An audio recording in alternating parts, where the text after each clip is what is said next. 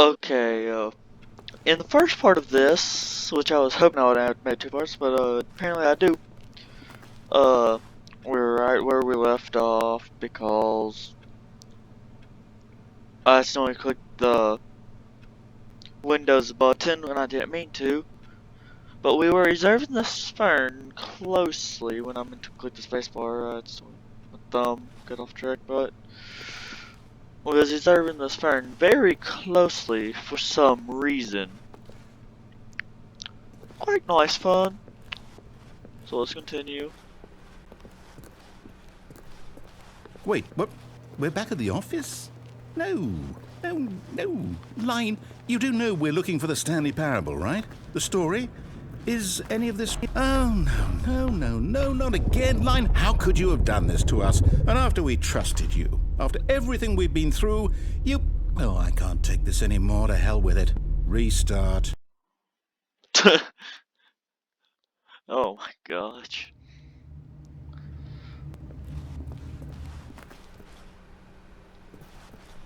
You know what, Stanley?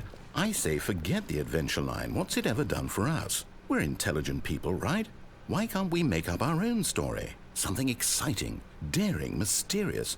Ooh, this all sounds perfectly doable. Why don't we simply start wandering in, well, I don't know. How about this direction?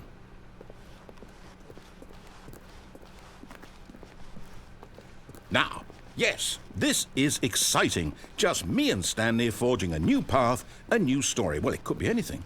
What do you want our story to be? Go wild. Use your imagination. Whatever it might be, Stanley, I'm ready for it. God. Oh, no, not you again. Stanley, I'd also like to veto the line from having any role in our awesome new story. No lines or monitor rooms. Just don't acknowledge it, and we should be fine.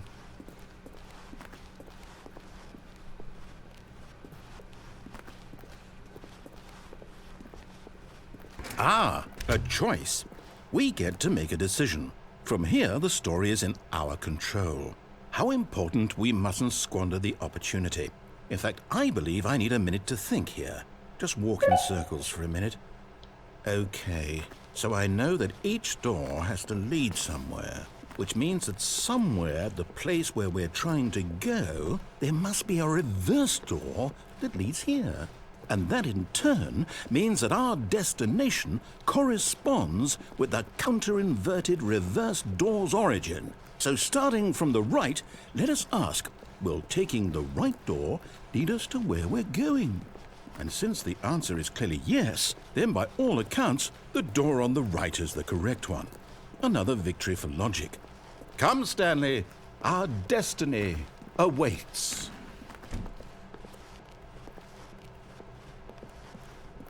Oh, hold up, what's this? The confusion ending. You're telling me that's what this is? It's all one giant ending?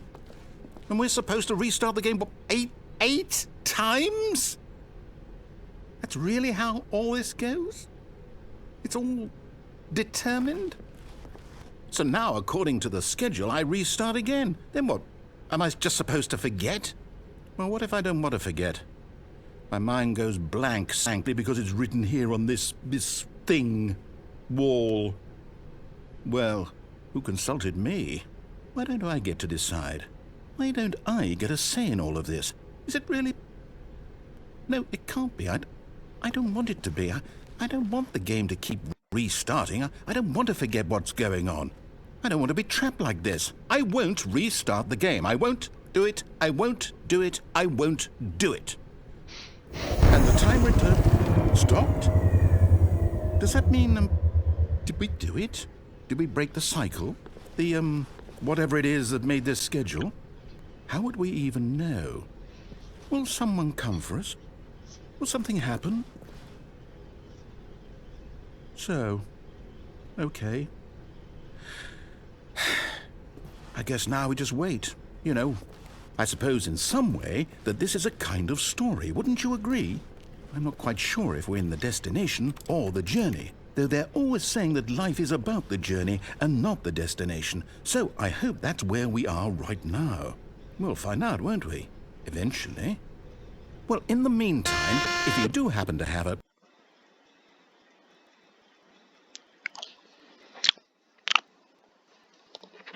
Okay.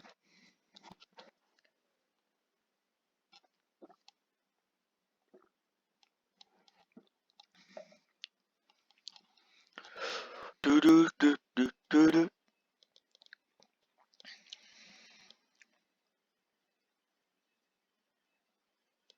Do do do do do.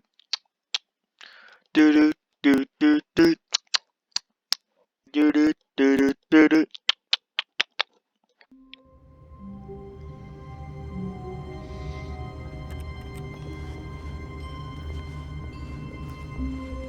All of his co-workers were gone.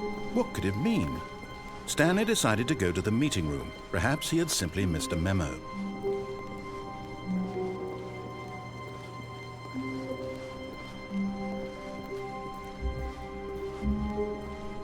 When Stanley came to a set of 2 open doors, he entered the door on his left. I'm actually gonna follow the orders this time. Yet there was not a single person here either. Feeling a wave of disbelief, Stanley decided to go up to his boss's office, hoping he might find an answer there. Stanley stepped into the broom closet, but there was nothing here, so he turned around and got back on track. No.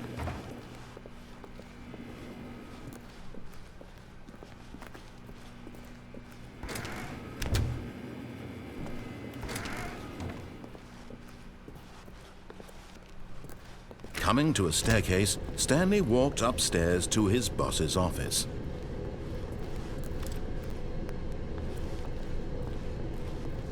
But Stanley just couldn't do it. He considered the possibility of facing his boss, admitting he had left his post during work hours. He might be fired for that. And in such a competitive economy, why had he taken that risk? All because he believed everyone had vanished? His boss would think he was crazy. And then something occurred to Stanley. Maybe, he thought to himself, maybe I am crazy. All of my co-workers blinking mysteriously out of existence in a single moment for no reason at all? None of it made any logical sense. And as Stanley pondered this, he began to make other strange observations. For example, why couldn't he see his feet when he looked down? Why did doors close automatically behind him wherever he went? And for that matter, these rooms were starting to look pretty familiar. Were they simply repeating? No, Stanley said to himself, this is all too strange. This can't be real. And at last, he came to the conclusion that had been on the tip of his tongue. He just hadn't found the words for it. I'm dreaming, he yelled. This is all a dream. Oh, what a relief Stanley felt to have finally found an answer, an explanation. His co-workers weren't actually gone. He wasn't going to lose his job. He wasn't crazy after all. And he thought to himself, I suppose I'll wake up soon. I'll have to go back to my boring real-life job pushing buttons. I may as well enjoy this while I'm still lucid. So, he imagined himself flying and began to gently float above the ground.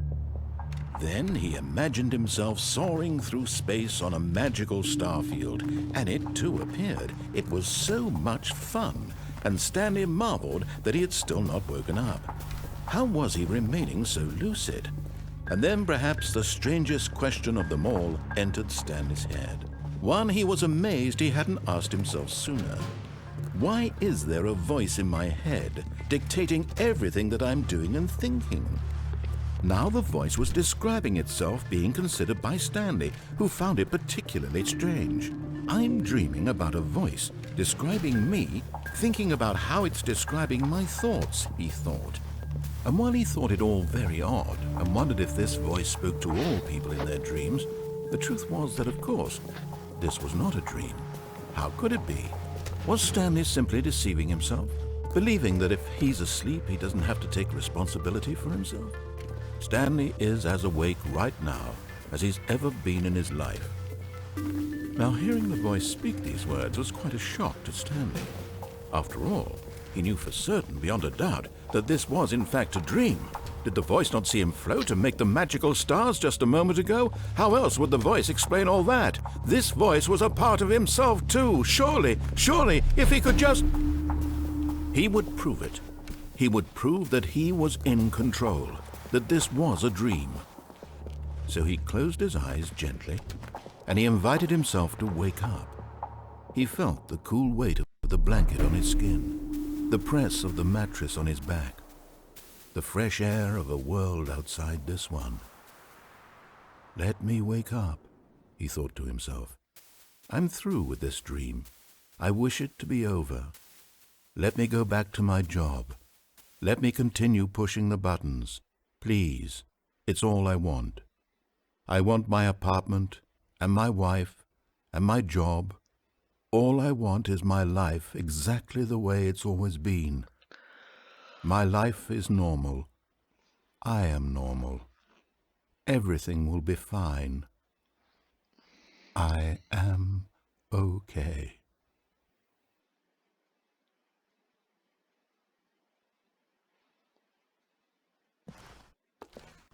Stanley began screaming. Please, someone, wake me up. My name is Stanley. I have a boss. I have an office. I am real. Please, just someone tell me I am real. I must be real. I must be. Can anyone hear my voice? Who am I? Who am I? And everything went black. What happens next? This is the story of a woman named Mariella. Okay. Mariella woke up on a day like any other. She arose, got dressed, gathered her belongings, and walked to her place of work. But on this particular day, her walk was interrupted by the body of a man who had stumbled through town talking and screaming to himself, and then collapsed dead on the sidewalk. And although she would soon turn to go call for an ambulance, for just a few brief moments she considered the strange man. He was obviously crazy. This much she knew. Everyone knows what crazy people look like. And in that moment, she thought to herself how lucky she was to be normal. I am sane. I am in control of my mind. I know what is real and what isn't. It was comforting to think this, and in a certain way, seeing this man made her feel better. But then she remembered the meeting she had scheduled for that day, the very important people whose impressions of her would affect her career, and by extension, the rest of her life. She had no time for this, so it was only a moment that she stood there, staring down at the body. And then she turned and ran.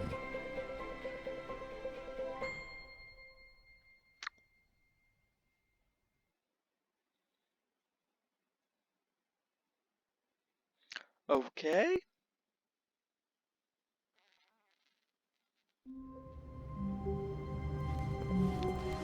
Stanley decided to go to the meeting room to check on his co-workers. He never functioned well by himself and constantly needed support and guidance from others, so the thought of total solitude was terrifying to him. When Stanley came to a set of 2 open doors, he entered the door on his left.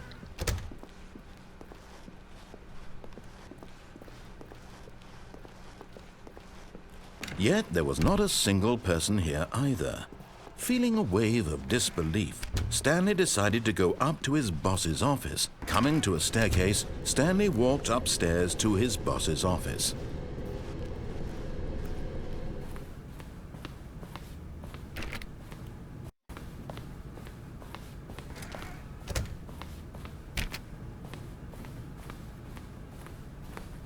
Stepping into his manager's office, Stanley was once again stunned to discover not an indication of any human life. Shocked, unraveled, Stanley wondered in disbelief who orchestrated this. What dark secret was being held from him? What he could not have known was that the keypad behind the boss's desk guarded the terrible truth that his boss had been keeping from him. And so the boss had assigned it an extra secret PIN number, 2845. But of course, yet incredibly, by simply pushing random buttons on the keypad, Stanley happened to input the correct code by sheer luck. Amazing. He stepped into the newly opened passageway.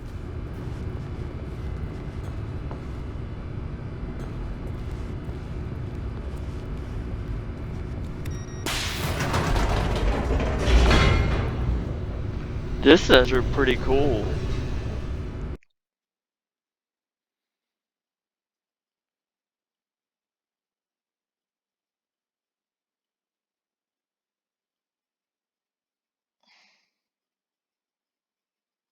Amazing loading times. Runs well on my computer. Yeah, I like this game. Descending deeper into the building, Stanley realized he felt a bit peculiar. It was a stirring of emotion in his chest, as though he felt more free to think for himself, to question the nature of his job. Why did he feel this now, when for years it had never occurred to him? This question would not go unanswered for long.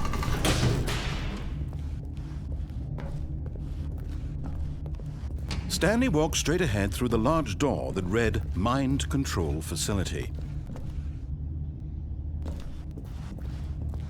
Although this passageway had the word Escape written on it, the truth was that at the end of this hall, Stanley would meet his violent death. The door behind him was not shut. Stanley still had every opportunity to turn around and get back on track.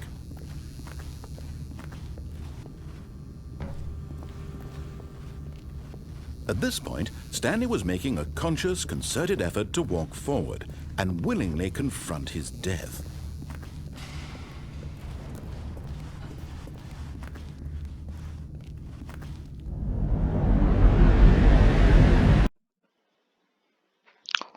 Okay.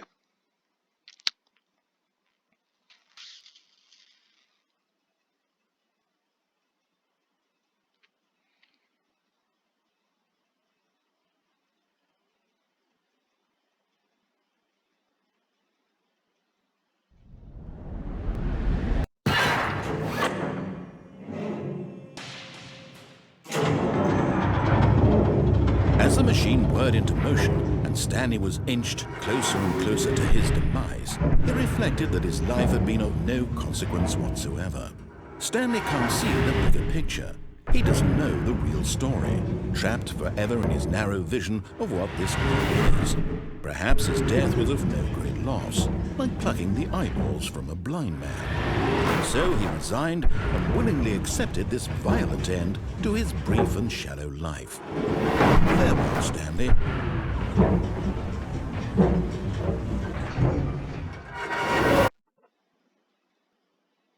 "Farewell, Stanley," cried the narrator, as Stanley was led helplessly into the enormous metal jaws. In a single visceral instant, Stanley was obliterated as the machine crushed every bone in his body, killing him instantly.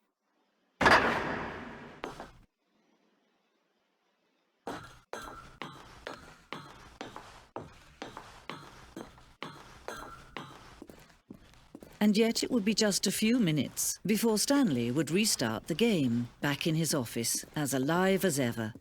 What exactly did the narrator think he was going to accomplish?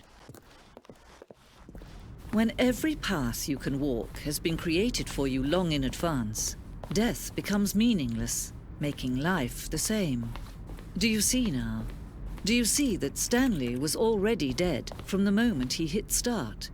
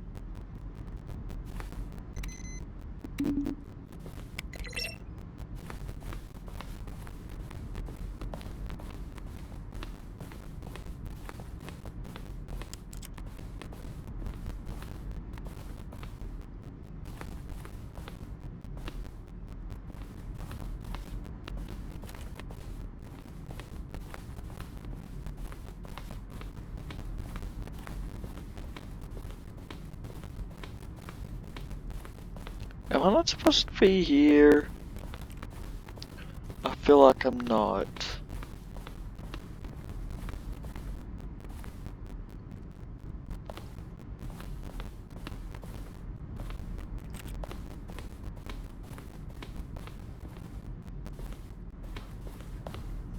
Yeah, I feel like I'm not supposed to be here, honestly.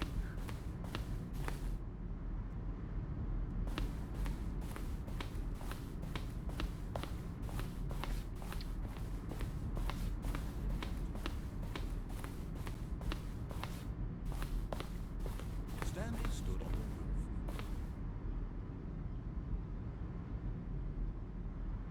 Then he pushed the number 4.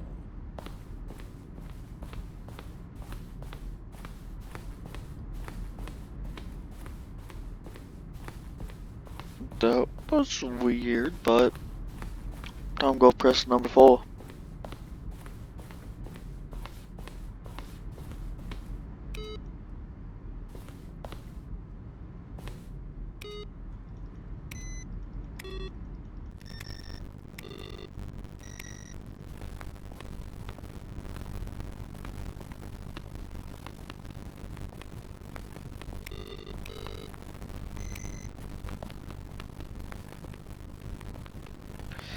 How do I get out of this loop?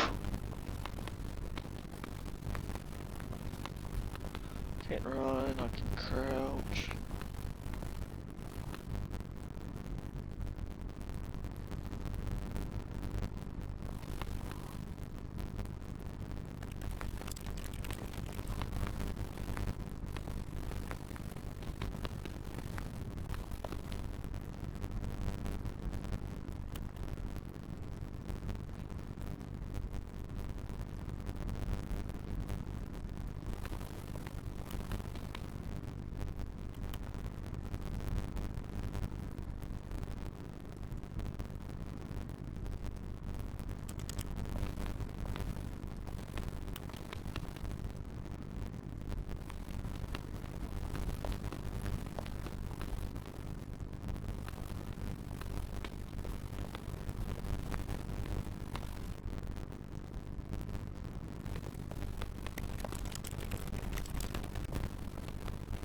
Oh, I did not see that.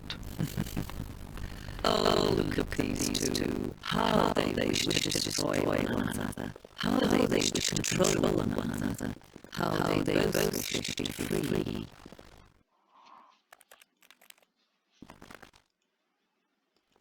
Can you see? Can you see how much they need one another? No, perhaps not. Sometimes these things can be seen. Listen to me. You can stop the program graphic both fail. Push your chicken and press quick. There's no way to take this game. As long as you move forward, you will get someone else's path. Stop now. Only choice. Choose it. Don't touch it. Don't touch it.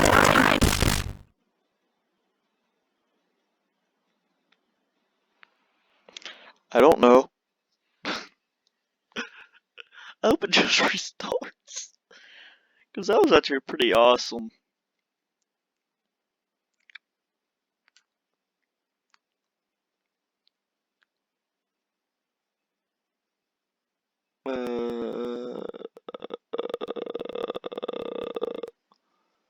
Excuse me?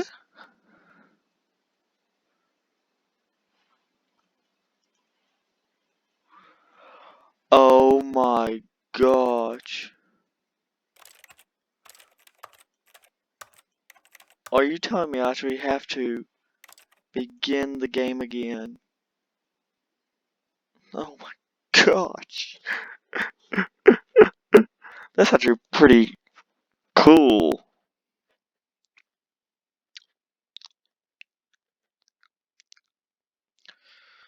I got 2 endings? 3 endings? I don't know. But holy crap. This game, oh,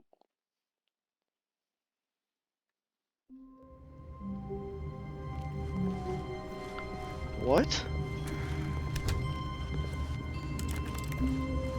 When Stanley came to a set of 2 open doors, he entered the door on his left. Left. I feel like I should narrate the story. Yet there was not a single person here either. Feeling a wave of disbelief, Stanley decided to go up to his boss's office, hoping coming to a staircase, Stanley walked upstairs to his boss's office.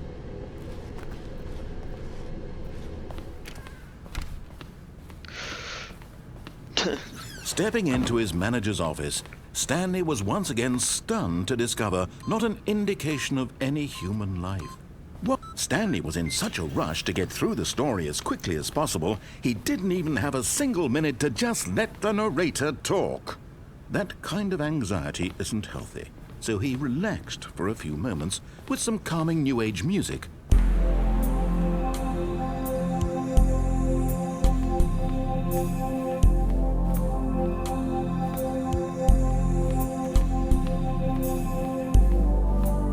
Feeling soothed and rejuvenated, Stanley calmly walked forward into the opened passageway.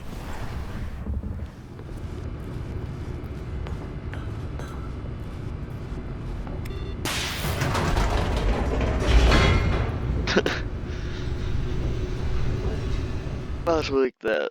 Once you beat one part of the game, you can just rush it. Make the narrator kind of well, yeah. Because it's pretty funny. Get the narrator mad.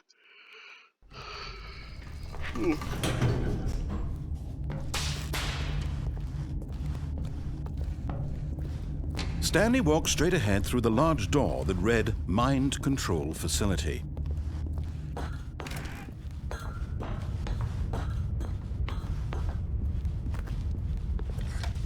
The lights rose on an enormous room packed with television screens. What horrible secret did this place hold? Stanley thought to himself. Did he have the strength to find out?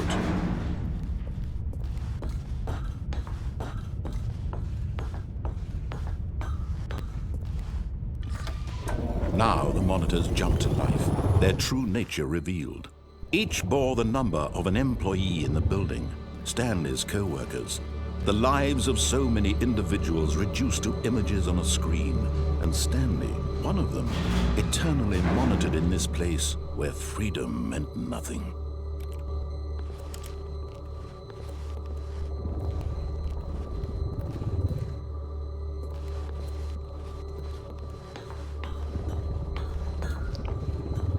Yeah, that's a pretty cool seeing it from down here. This mind control facility, it was too horrible to believe. It couldn't be true. Had Stanley really been under someone's control all this time? Was this the only reason he was happy with his boring job? That his emotions had been manipulated to accept it blindly? No, he refused to believe it. He couldn't accept it. His own life in someone else's control? Never! It was unthinkable, wasn't it? Was it even possible? Possible? Had he truly spent his entire life utterly blind to the world? But here was the proof. The heart of the operation. Controls labeled with emotions. Happy, or sad, or content. Walking, eating, working. All of it monitored and commanded from this very place. And as the cold reality of his past began to sink in, Stanley decided that this machinery would never again exert its terrible power over another human life.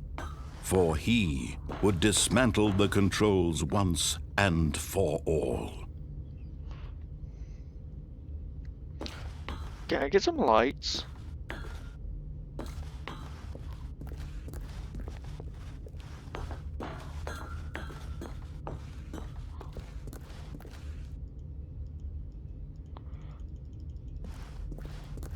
Trip.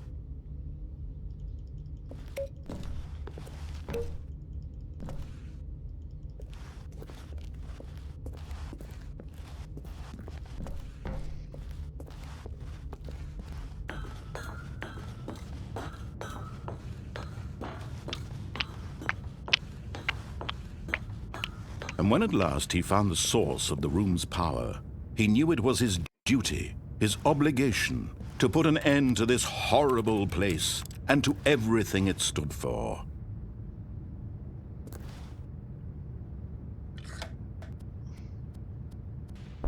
Oh, Stanley, you didn't just activate the controls, did you? After they kept you enslaved all these years, you go and you try to take control of the machine for yourself. Is that what you wanted? Control?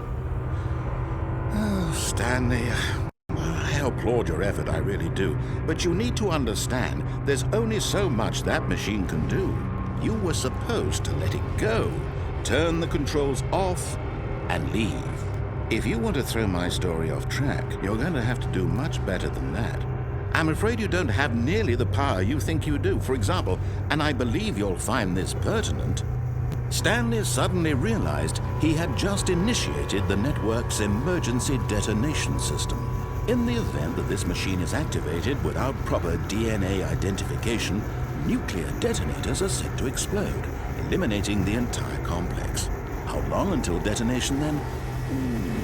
Let's say 2 minutes. Ah, now this is making things a little more fun, isn't it, Stanley? It's your time to shine. You are the star. It's your story now. Shape it to your heart's desires. Oh, this is much better than what I had in mind. What a shame we have so little time left to enjoy it. Mere moments until the bomb goes off. But what precious moments each one of them is. More time to talk about you, about me, where we're going, what all this means. I barely know where to start. What's that? You'd like to know where your co-workers are? A moment of solace before you're obliterated. All right, I'm in a good mood. You're gonna die anyway. I'll tell you exactly what happened to them. I erased them. I turned off the machine. I set you free. Of course, that was merely in this instance of the story. Sometimes when I tell it, I simply let you sit there in your office forever, pushing buttons endlessly and then dying alone. Other times, I let the office sink into the ground, swallowing everyone inside, or I let it burn to a crisp. I have to say this, though, this version of events has been rather amusing. Watching you try to make sense of everything and take back the control wrested away from you, it's quite rich. I almost hate to see it go. But I'm sure whatever I come up with on the next go-around will be even better. My goodness, only 34 seconds left. But I'm enjoying this so much. You know what? To hell with it. I'm going to put some extra time on the clock, why not? These are precious additional seconds, Stanley. Time doesn't grow on trees. Oh dear me, what's the matter, Stanley? Is it that you have no idea where you're going or what you're supposed to be doing right now? Or did you just assume when you saw that timer that something in this room was capable of turning it off? I mean, look at you. Running from button to button, screen to screen, clicking on every little thing in this room. These numbered buttons, no, these colored ones, or maybe this big red button, or this door. Everything, anything, something here will save me. Why would you think that, Stanley? That this video game can be beaten? Won? Solved? Do you have any idea what your purpose in this place is? Stanley, you're in for quite a disappointment. But here's a spoiler for you. That timer isn't a catalyst to keep the action moving along. It's just seconds ticking away to your death. You're only still playing instead of watching a cutscene because I want to watch you for every moment that you're powerless. To see you made humble. This is not a challenge. It's a tragedy. You wanted to control this world, that's fine. But I'm going to destroy it first, so you can't. Take a look at the clock, Stanley. That's 30 seconds you have left to struggle. 30 seconds until a big boom and then nothing. No ending here, just you being blown to pieces. Will you cling desperately to your frail life, or will you let it go peacefully? Another choice. Make it count. Or don't. It's all the same to me, all a part of the joke. And believe me, I will be laughing at every second of your inevitable life from the moment we fade in until the moment I say, happily ever after. That was one cool ending. But honestly, I think you can beat it. But I'm not sure.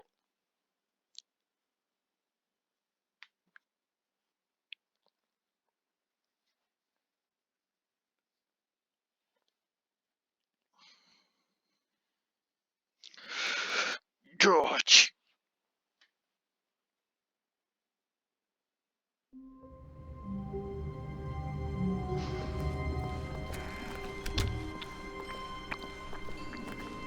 When Stanley came to a set of 2 open doors, he entered the door on his left.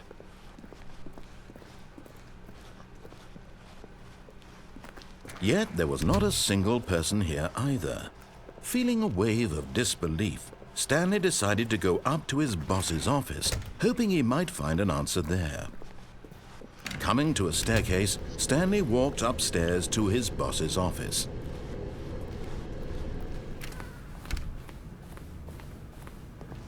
Okay, I think we all know the drill by now. Blah, blah, blah. Dark secrets, the keypad. Stanley pushes some buttons. Oh, hey, look, it's a new passageway. Quelle surprise.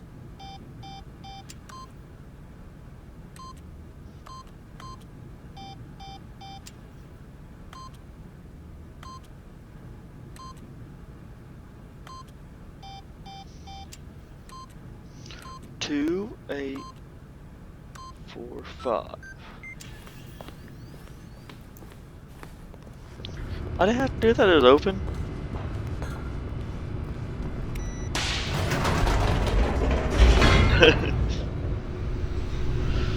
Hello, narrator. Who cares?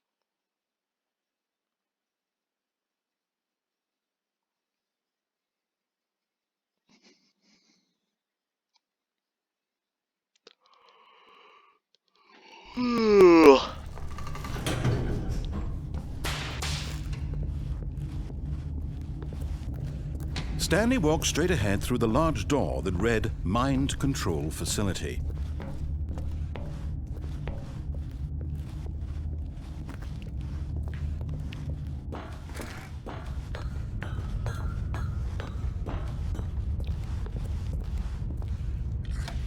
The lights rose on an enormous room packed with television screens. What horrible secret did this place hold? Stanley thought to himself. Did he have the strength to find out?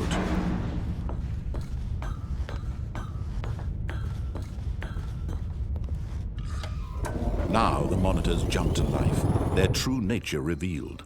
Each bore the number of an employee in the building, Stanley's co-workers. The lives of so many individuals reduced to images on a screen, and Stanley, one of them, eternally monitored in this place where freedom meant nothing.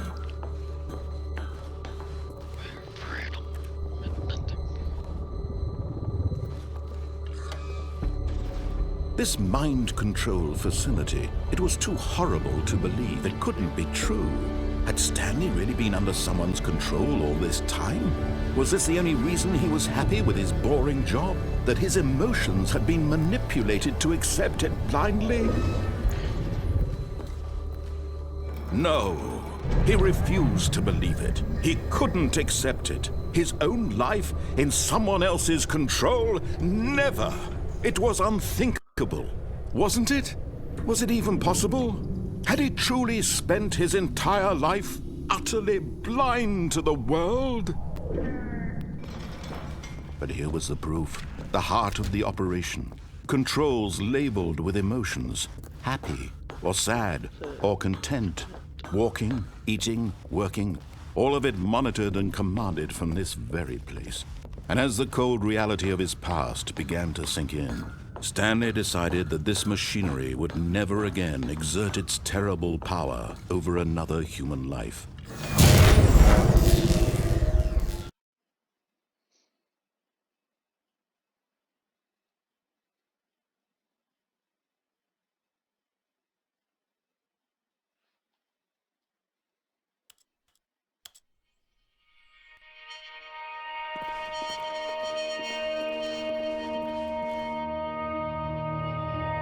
Blackness and a rising chill of uncertainty. Was it over?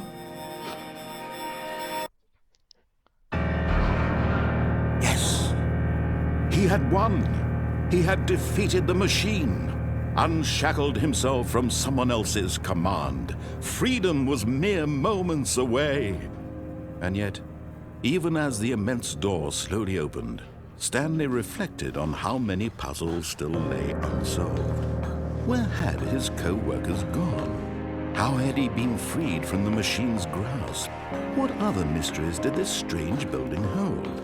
But as sunlight streamed into the chamber, he realized none of this mattered to him, for it was not knowledge or even power that he had been seeking, but happiness. Perhaps his goal had not been to understand, but to let go. No longer would anyone tell him where to go, what to do, or how to feel. Whatever life he lives, it will be his. And that was all he needed to know. It was perhaps the only thing worth knowing. Stanley stepped through the open door. Stanley felt the cool breeze upon his skin, the feeling of liberation, the immense possibility of the new path before him. This was exactly the way, right now, that things were meant to happen. And Stanley was happy.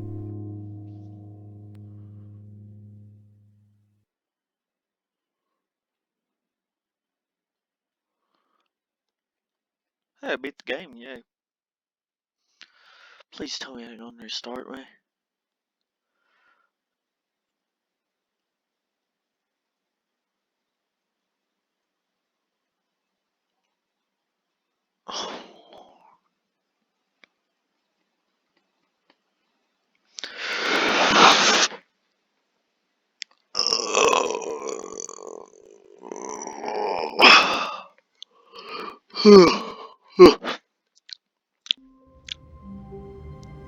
What? All of his co-workers were gone. What could it mean? Stanley decided to go to the meeting room. Perhaps he had simply missed a memo.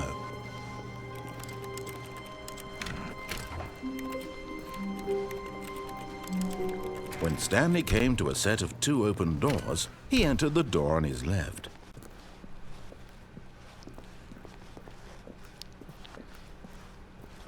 Yet there was not a single person here either.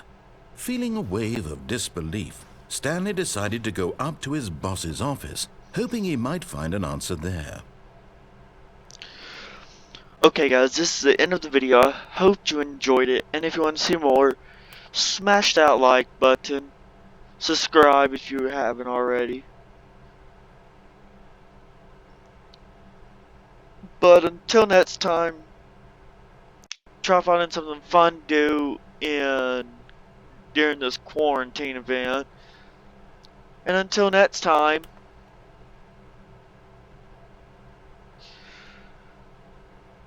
be safe, laddies.